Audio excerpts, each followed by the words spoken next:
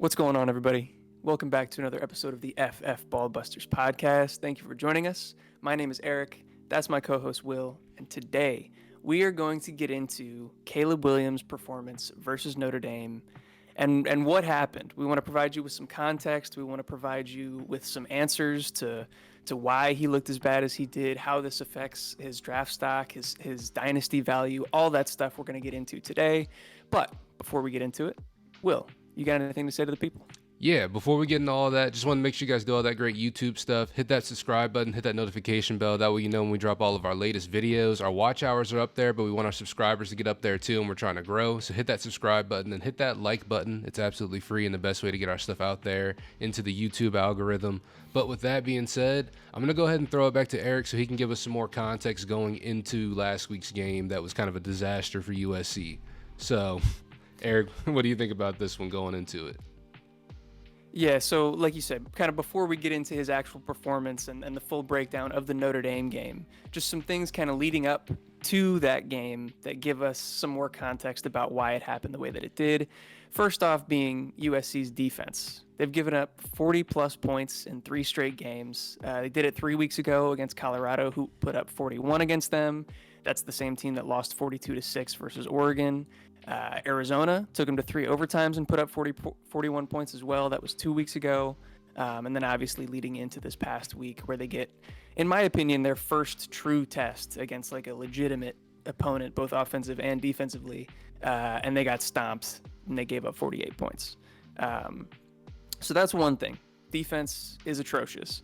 But then another huge factor for me is that I think the entire offense is really predicated on Caleb Williams playing hero ball.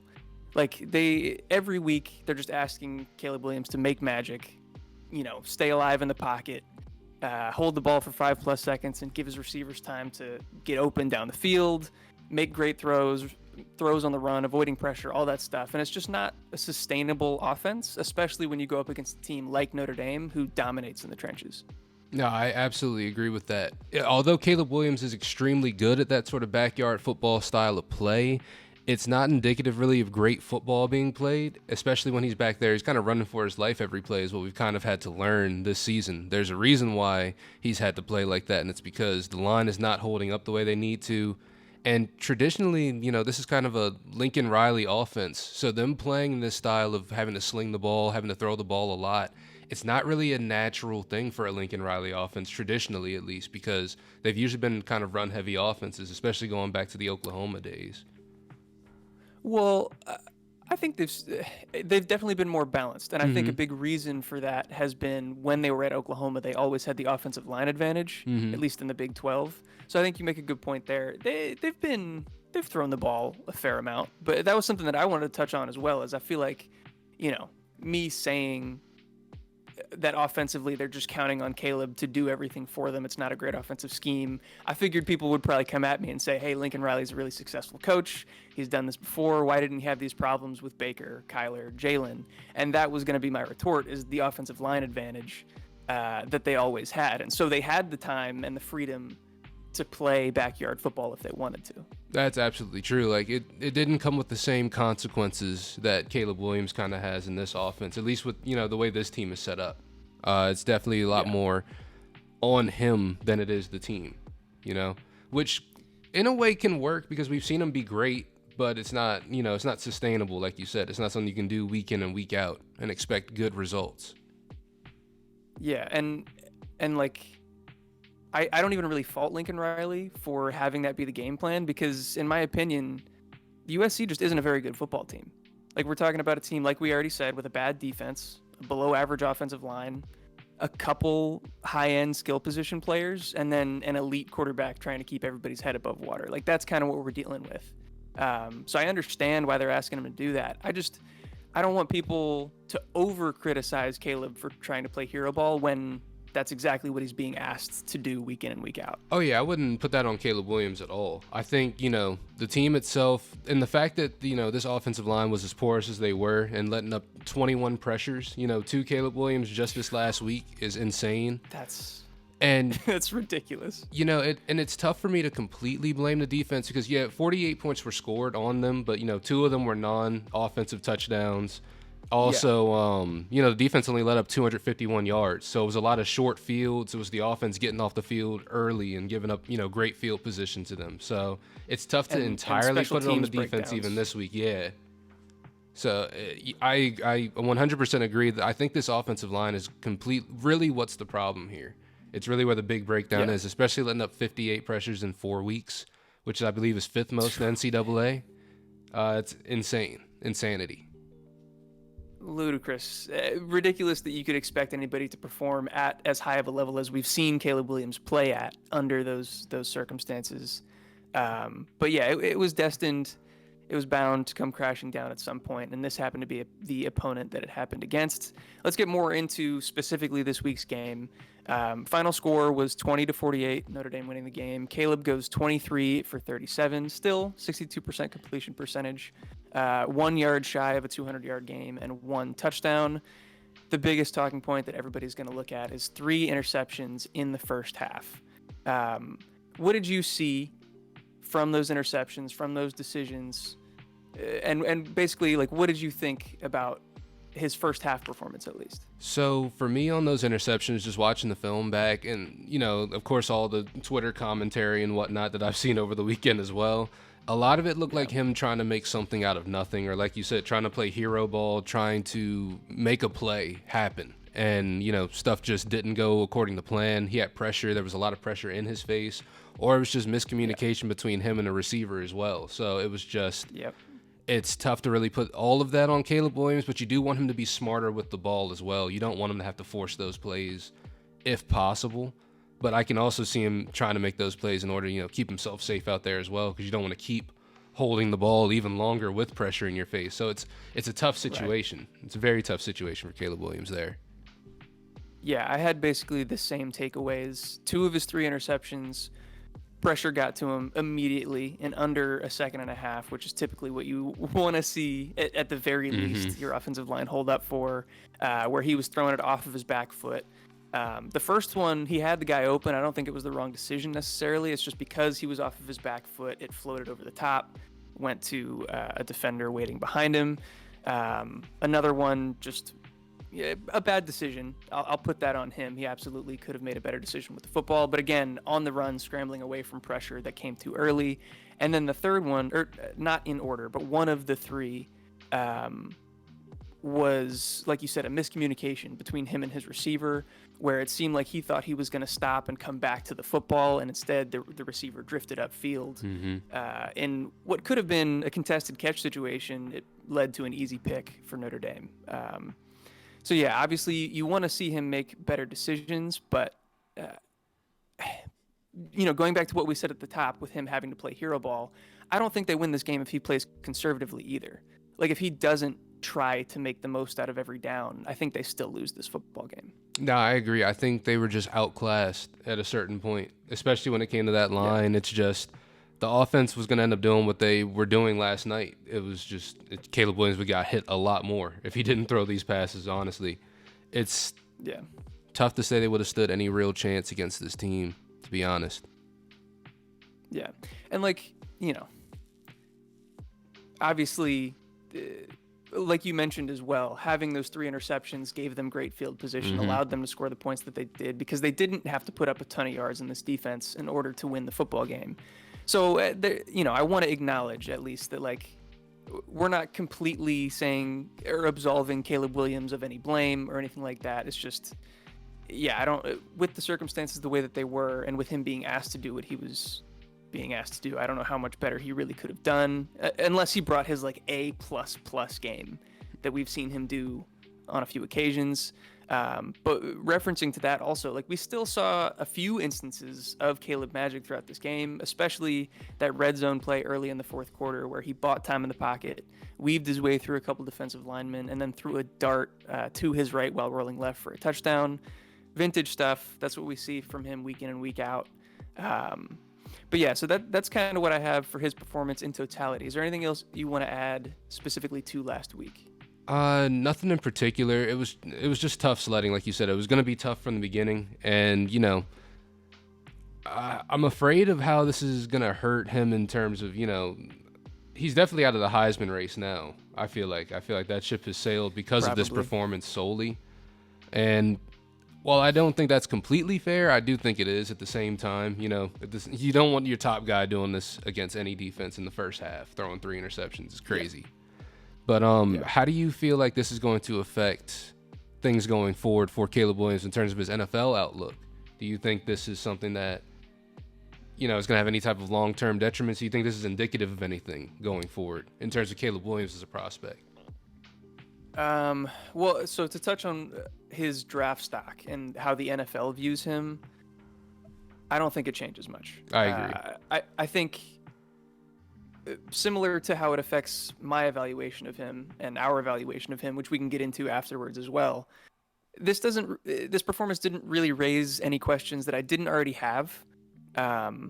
It's one of those things where, like, the offense has always, even going back to last year when he had the Heisman performance, it's been built around him sitting in the pocket, avoiding pressure, and making plays on his own. He's never had like a pro style offense set up for him. He's never had the, get it out quickly that we hope to see in the NFL. He's constantly, every single play, showing you kind of the splash plays that you want to see in the NFL that Patrick Mahomes makes, a handful of times a game. He's doing that like every single play. Mm-hmm. So the biggest thing for me is that we need to see him go to the right system with the right coach, which is the case for every quarterback. It doesn't matter if you're a generational talent or not. Like if Patrick Mahomes had gone to The Bears. I don't know. Yeah, if he had gone to half of the other teams in the league that he didn't go to, he wouldn't have turned out the same way. He might not have been all that good. Now, he's incredible. He probably would have been good on most teams, great on a few teams, and the fucking greatest of all time when paired with Andy Reid. But I think it's the same case with a guy like Caleb Williams. Like, he brings those type of plays that separate the best of the best. We just have to see if he can do kind of the monotonous, regular NFL quarterback stuff, which I think he's capable of. We just haven't seen it yet. No, I 100% agree. I think that as a prospect himself, this doesn't change anything. I think he's still one of those guys who can make a huge impact at the next level. Like you said, if given the right opportunity to. But that kind of goes for every single player ever drafted, ever. But I guess more of my question would be, does this lessen any of the gap between, say, Caleb Williams and, say, like a Drake May, who is another prospect? Does the gap between them get any smaller, or is it still just as big as we figured it was?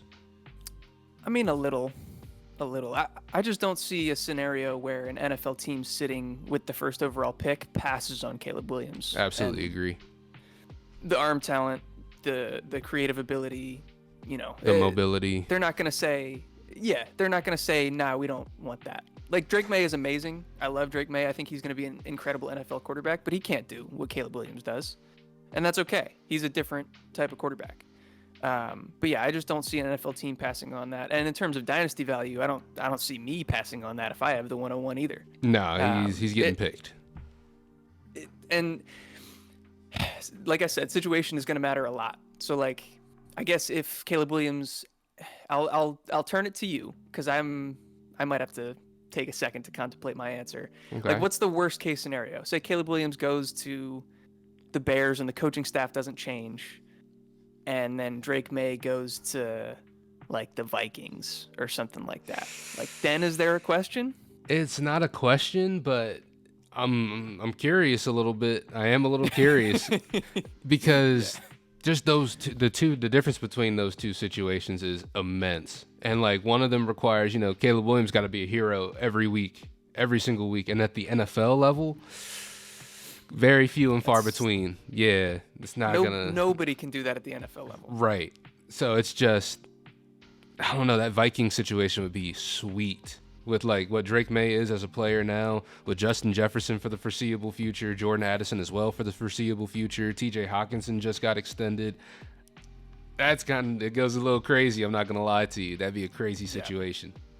But long term, I feel like I would still have to buy in on Caleb and just be patient, because he does still have weapons. He still have DJ Moore, he still have Cole Kmet, guys who could perform at the next, at the NFL level. It's just a matter of them building the rest of the team around him, getting the offensive line together, which is what he's dealing with now in college. So I'd still buy Caleb Williams long term, But Drake May, it would make me think. I'd be sweating if I had the 101 right there for sure. Yeah. Also, I want to, make sure that we all know this is completely hypothetical. Yes, speculative. The landing spots are far from secure. And even if they are the same landing spots, I don't if we continue to see what we've seen out of the Bears so far, it's not going to be the same coaching staff. They're going to bring in somebody else handpicked for Caleb Williams.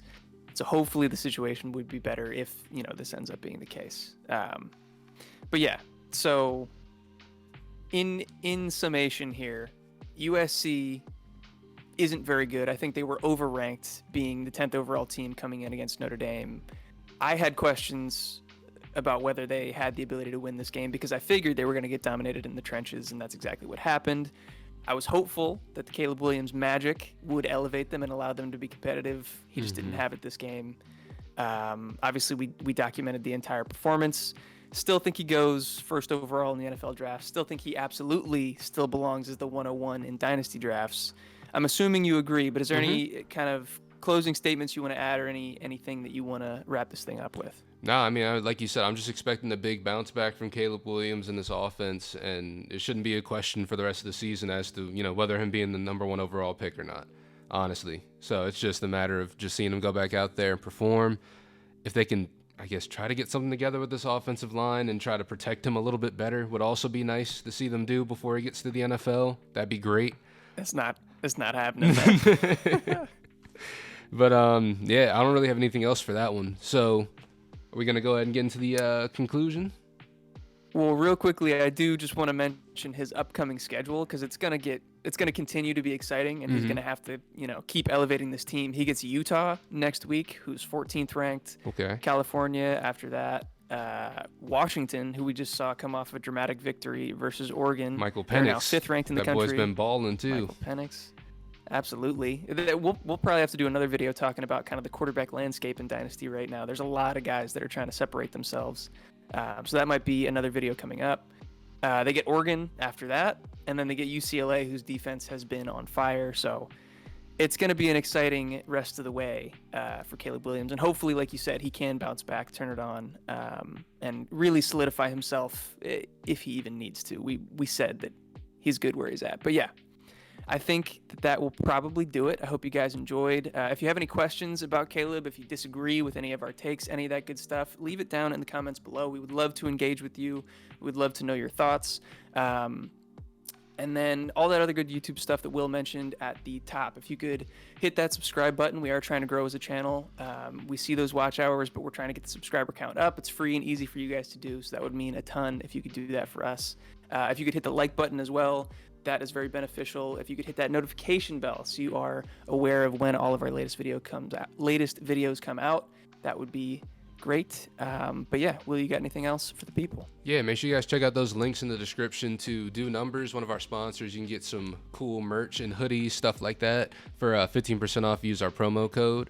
Also, use the link in our description if you want to join our Discord and join the community. We have some great people in there, great insight, great fantasy football advice in there. So if you want to join that community and be a part of it, that link is in the description below. But as always, guys, thank you so much for watching. If you made it this far, we love you, and we'll catch you in the next one. Peace.